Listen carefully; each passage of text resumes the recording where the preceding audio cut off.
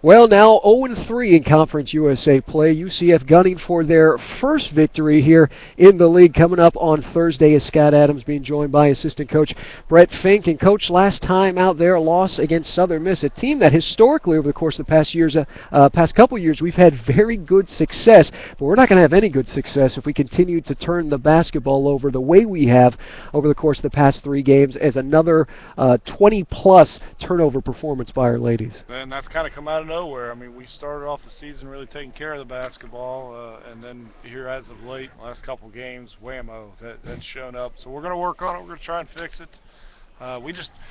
We have to capitalize on opportunities. We can't commit those turnovers when we're making a run that can potentially get us back in the game. We really got to find a way to capitalize on opportunities, and you can't give the other team. Despite the loss, UCF, and you said it, Coach, talking off air, that you thought our front court there on the day between Kaylee Keel along with Erica Jones, who had a over 10 rebounding performance, that they might have played some of their best basketball of the season collectively in terms of our front court. Well, by far our best. 43 rebounds. We out-rebound them by 9.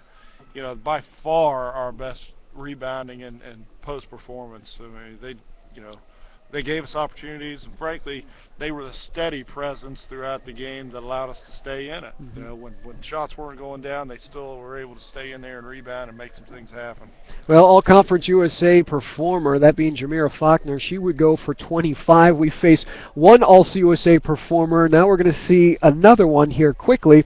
Coming up on Thursday, Knights out on the road to take on Tulsa and the Golden Hurricane, as this version of an All-USA performer, that's Talayla Mayberry will be going up against. It doesn't get any easier in conference play.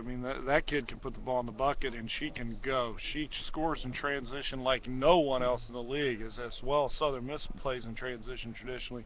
Not as well as Mayberry. She can get it and go, and if nobody stops her, it's 2 points. So that's going to be a challenge. The other thing they do real well is offensive rebound. Score a lot of points on offensive rebound. We got our hands full. Tulsa, record-wise, maybe not as good as they would like it, but at the same time, they've been a tough out for a lot of teams during the course of this 2012-13 season. Yeah, they're not getting blown out. They're playing tough. They're hanging in there. Some of it maybe a little bit of their schedule too. They've faced some tougher opponents early. It doesn't get any easier in conference play.